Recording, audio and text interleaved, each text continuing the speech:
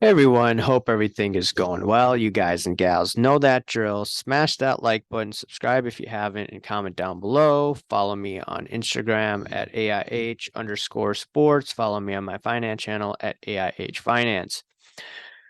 So I saw this video. It's from the Geoff Wilson show. And it was a response to a few factors. P. Ryan Collection, he did a video and it was regarding the high-end market, and it was directed towards sports card radio and me. And initially what he said was, hey, look, these two dudes, they're laughing at the high end crumbling down. And he was saying, like, look, they look more mainly at the low end cards. There's reasons why I look at that. And there's reasons why they do as well, which I could get into later on in the video. And he was saying, hey, look, when things look sour, it may be a better time for collectors and speculators to, you know, get in, right? And he was saying that, hey, look, basically you should stop, laughing at tumbling prices because it could be like real estate in 2010, where things took a few years and then bottomed out. And then, he did another post on Instagram saying, hey, look, AIH and Sports Card Radio, it's okay for them to laugh at the markets going down because guess what? They were talking about this a lot sooner than everybody else. And Geoff Wilson echoed a similar sentiment here. And or he echoed that, hey, look, there's people laughing at card prices going down.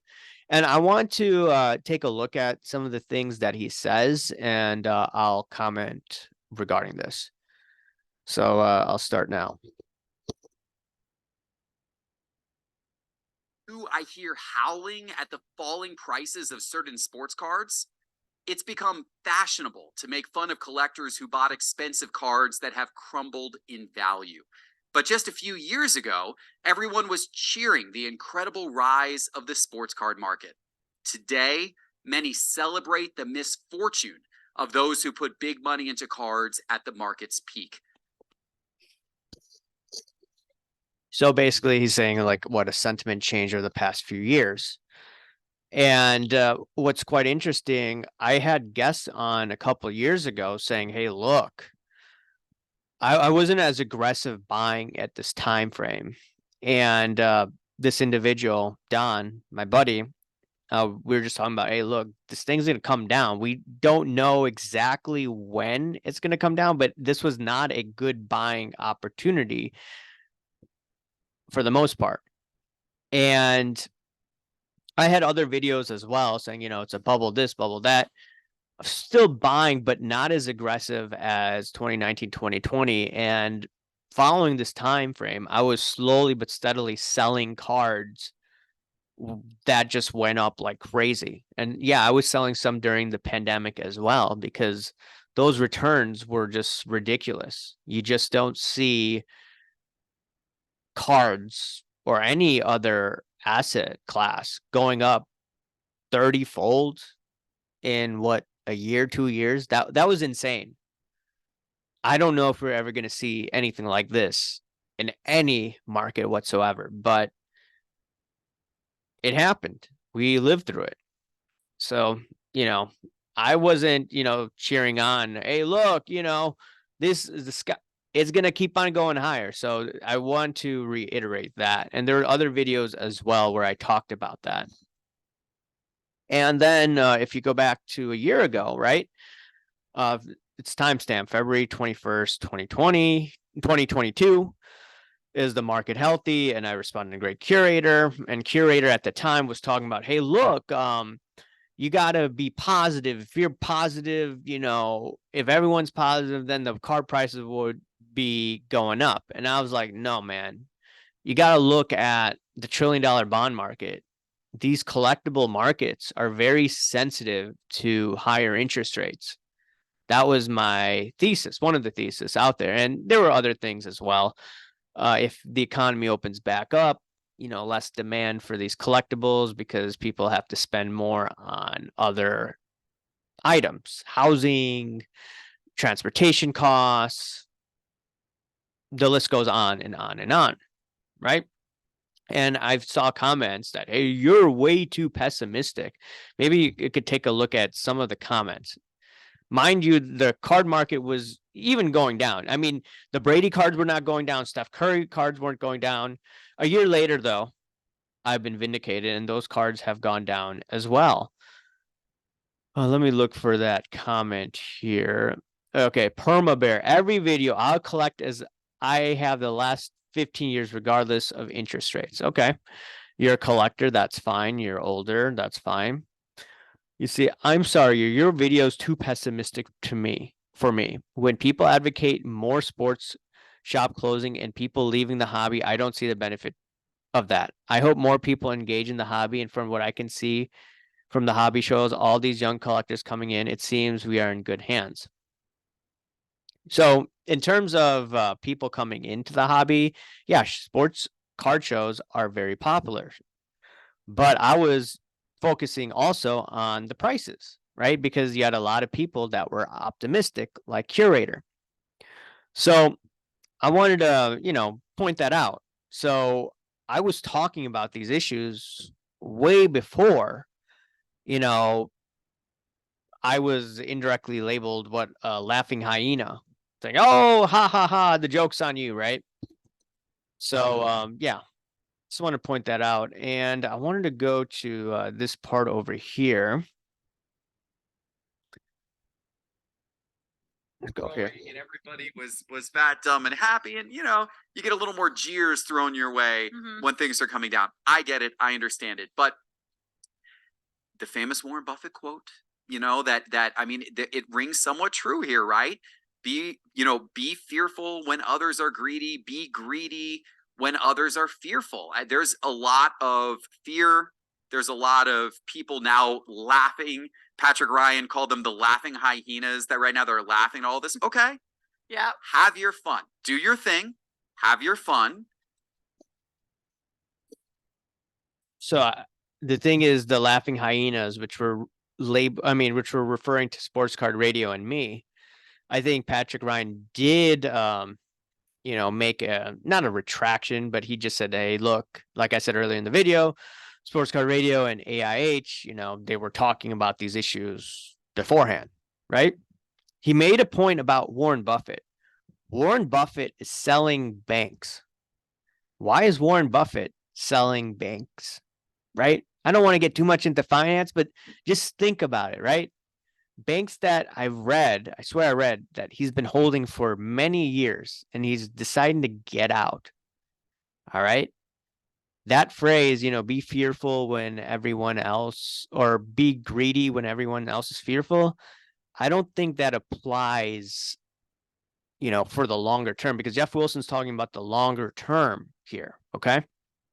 I do believe there will be better buying opportunities, but at the end of the day, I still see structural issues going on. And I'll get onto that later on in the video. But also in the video, he talks about how, hey, look, in 1996, an individual bought some high-end Mickey Mantle card, and now that's worth tens of millions of dollars. And my counter argument was, hey, look, the economy at that time frame was much different than it is now. We had the baby boomers, right, in the prime of their career. The baby boomers are now retiring. And now we have a population. We have less people out there in our system. And if you look at what Howard Marks says is, hey, look, if you have a shrinking population, that's going to impact GDP and lower growth. So I don't want to get too much into the macro out there, but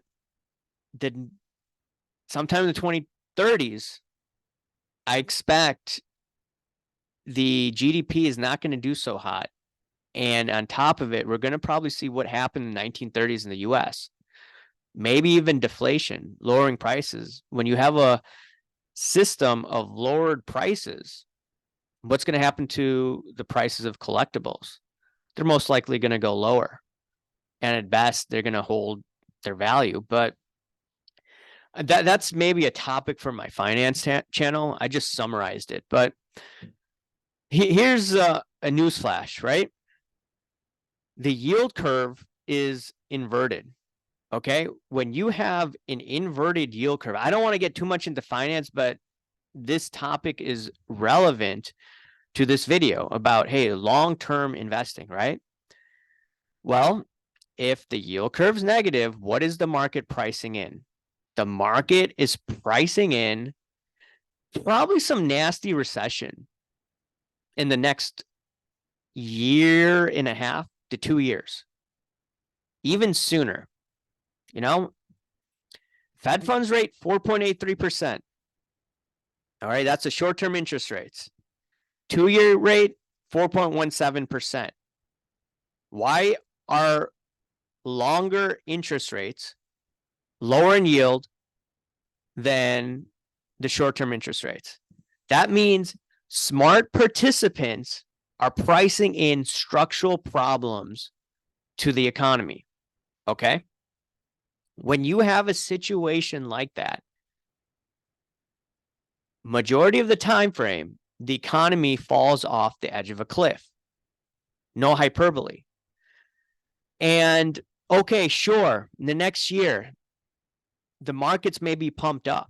I've talked about this, and I do expect that. But ultimately, the roof has structural problems, and we know that it's going to do damage to the house. That's how I describe the economy right now. So if you're optimistic, no offense to Geoff Wilson, you got to keep this in mind. And ultimately, I'm not telling you when to buy, how to buy. The list goes on and on and on. But what I'm saying is, guess what?